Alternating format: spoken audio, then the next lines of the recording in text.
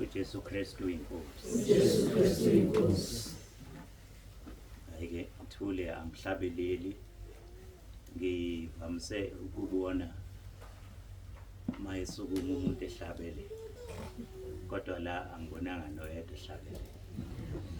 Nami ke ngizohlabela. Okokuqala nje ngicela ukubingelela ubaba nomama ubaba uNsibande. uNkulunkulu asibusise ngabo namhlanje ukuba babe khona phakathi kwethu.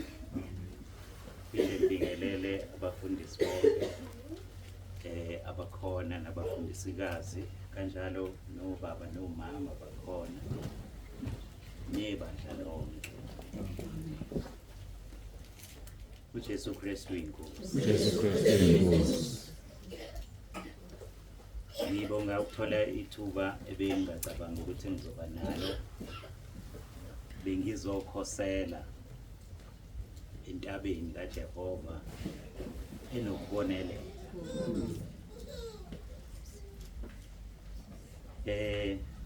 Uma esachaza umama ukuba ngihlobene kanjani nomama uMbeje noMiss Khanyile, kungenza ngibone ngithobeka kakhulu ngoba sinesikole lapho siphakamisa khona uJesu Kristu. Sinesikole lapho sifundisa khona ukuba umuntu kubaluleke kangakanani ukuba acwile ezweni.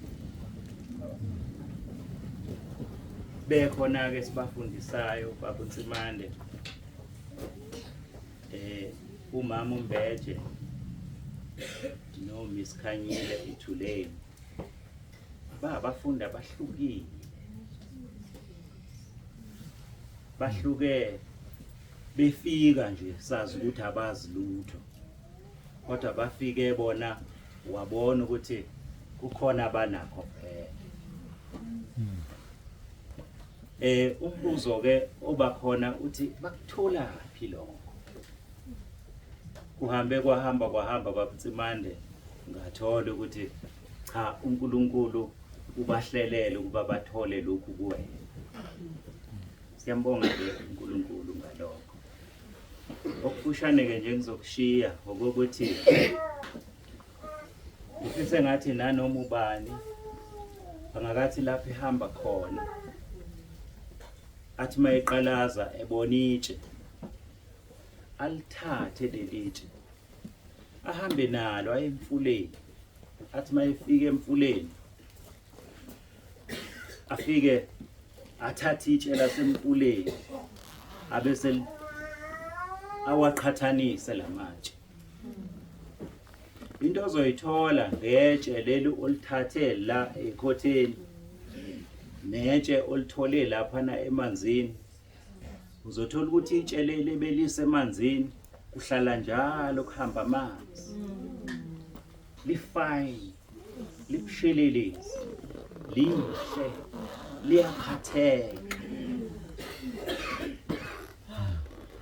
Amanzi ke izwi likaNkulunkulu.